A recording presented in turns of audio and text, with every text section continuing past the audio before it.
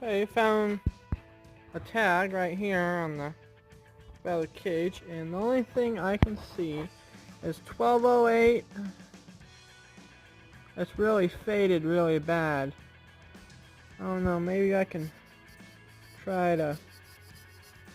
There's some numbers right there. I don't know. But all I see is 1208 right there.